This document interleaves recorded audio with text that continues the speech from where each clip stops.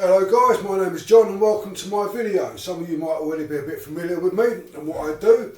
Okay, this is not one of those biblical things, this is about life experiences. And there's one thing I'm experienced in life is life. Okay, so nothing I do comes from the end of the video. So I don't watch videos and I think I'll touch on a subject there because I don't follow anybody anywhere. And you'll see on here, I don't follow anyone on here either, because I'm my own independent man and I've lived a life enough to not need to watch somebody else to tell me what life's all about.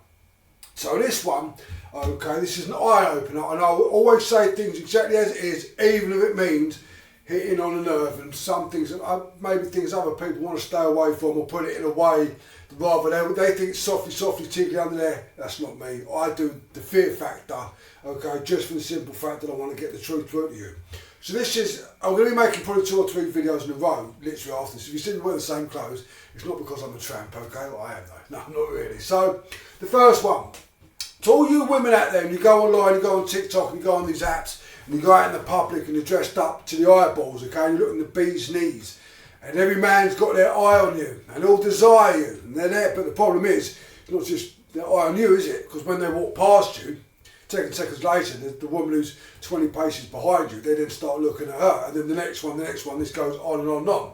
It's not you they're interested in, it's the way you look. But the one that's shown the most, that's the one that's going to get the more interest. So when you come online and you look like this, and you think you're the bee's knees, and you think you're better than that lady who walks down the street wearing a pair of jeans or a pair of trousers and a t-shirt with Bob there and a pair of glasses, you might want to think about the following, okay? Which one of you two sleeps safer at night? Which one of you two literally sleeps safer at night? Well, it depends, doesn't it? Because first of all, who's going to be out of you and the one you believe to be a less criteria to you, you know, the plain Jane? Which one of you is more likely, okay, to be a victim of rape? Which one of you? Which one of you? So, while she might be getting bullied and called names, do you know what I mean? The consequences for you are just going to be a little bit more, do you know what I mean? Which one of you is going to be more likely to be sex trafficked? Which one of you? So, her price for looking the way that she chooses to, because she chooses not to fit into a society that tells her she must look a certain way if she wants to be popular. Her choice to get a few names, maybe not get all the fellas chasing after. But the consequences for you, well, we're starting to see what they could be. Okay, so we've got that on board, and it is what it is. So this is a price that many women an hour have to pay for being that glamour, looking the bee's knees and everything else, and fitting that profile the society expects of you. So who's going to be, which one of you, if you do find that man, okay, which one of you is generally going to be loved for you? Because we've just touched on the beginning how they walk past you, then the next, and the next, and the next. But you want to gain all that attention. You know there's other women out there, so it becomes a competition because you want to be the one that gets all those desiring eyes, yeah? So your skirt will be a little bit shorter than hers. She'll wear the tights, you'll wear the stockings, okay? She'll wear the stockings, she'll go plain Jane legs. And then this, she'll wear thin straps, so you've got to wear no straps at all.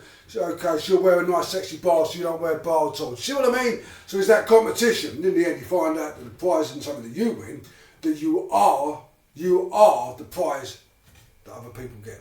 Okay, but they'll never love you for who you are, so you'll never be that one for life. Okay, never. So you will never be desired for being a person, and you know that, and you do know that. And if you do go with a man who desires you because of the way that you look, you do know that he will then cheat on you left, right and centre, because all he's interested in is the flesh. And to somebody like that, no amount of flesh will ever satisfy him. No amount of flesh will ever satisfy him. But then you're going to commit that same crime, because it's got to be that man with the muscles and the tattoo and the fancy tracksuits. But I'll be doing a video on men another time, okay? So you are literally going to be the worst victim of your own desire. And it is. And it is what it is, and I'll say exactly as it is. So the price that you will pay your entire life might not be the worst of the list that I've just given, but at the very least, you will never be loved for being a person. You will always be cheated on. Always. Which means you'll always live in paranoia. You'll always look in worry when your man, or maybe you're homosexual, and your woman is just chatting to another woman in a friendly manner. Your mind's going to race. And that is going to have to be one of the many prices that you're going to pay for your self-vanity.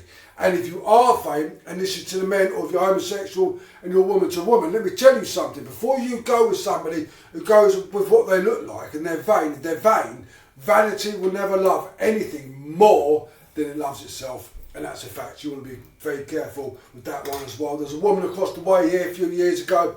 Very beautiful woman. Very beautiful woman. She used to go out, miniskirts up to here with her fella. But she didn't went for a fella because when she was at home she wore tracksuits. So I was never dressing up for him. So she desired the eyes of other men. And in the end he cottoned on and he left.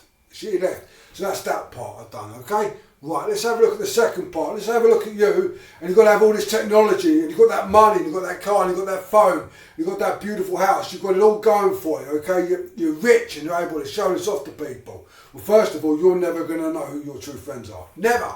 You're never going to know who a true friend is, again, or if a woman loves you because of who you are, you're going to suffer that same consequence. But then we are talking about men and women here. So if you're going out spending all that money on that phone, that £1,000 phone, that £2,000 phone, and you're upgrading every 6 months on that scam, because in the end all you're doing is upgrading for one app, because it's the same phone as the last one, but they need to upgrade it, otherwise they don't make any money.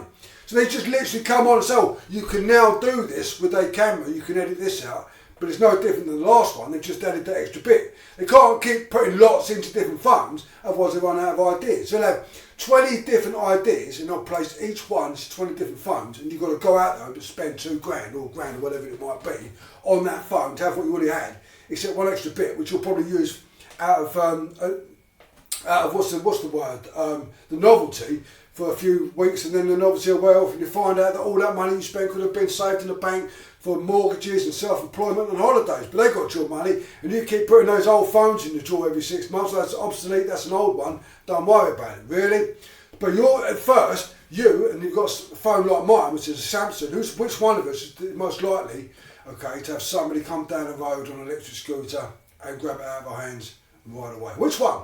But which one of us is most likely, okay, because it can be worse than that, to get mugged for that phone? But if you're wearing those fashionable shoes and those fashionable trousers and those chains and that fancy handbag, which one of us, well, not that I'd carry a handbag, but which one of us is most likely to get mugged and maybe get stabbed?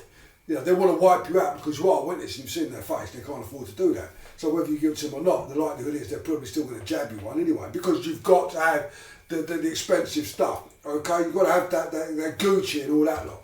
So what about if you've got that fancy car? You know, with that roaring engine that backfires all over the place and just makes you look like a lot of ponce, and that's what you look like. They do say, don't they, that the car compensates for something else that they don't have. So, which one of you, and I've got to say, just say I've got a Skoda, okay, or a Mini, which one of us is most likely to get carjacked or have our car stolen at night? Which one? Which one? So all you're doing is providing yourself to be the victim again of your own crime. And the crime is against you because you do know that what you're doing is likely, you do now if you didn't before, it's likely who's going to put you first victim of a crime. So if you've got a fancy house and all the belongings and everything else, you've got all the TVs and the stereos and the fancy furniture and everything else, and I've got what I've got, which is a lovely bedsit which is up and coming, which one of us is most likely to be robbed? Which one of us is most likely to be robbed? You are. So which one of us is most likely to be killed trying to defend off a robber? You are. So, and the likelihood is the person breaking into your house is going to be somebody that you know, because when you've got all that stuff, the first thing that sets in with people, say you won the lottery, is jealousy. So you're never going to know who your new friends are. And believe me, once they start to get a trick of what you've got and they desire a bit more, you might let them in your house and they get comfortable with what you have, okay? But they don't want that only at the time that they're allowed into your house. They start to want that 24 hours a day. They see what you have, they go home, they get reminded of what they had, which was once a luxury, but now they've seen what you have, what they now have suddenly looks a bit obsolete, do you know what I mean? So they suddenly want what you have, but they're only getting in dribs and drabs and they want it 24 hours a day.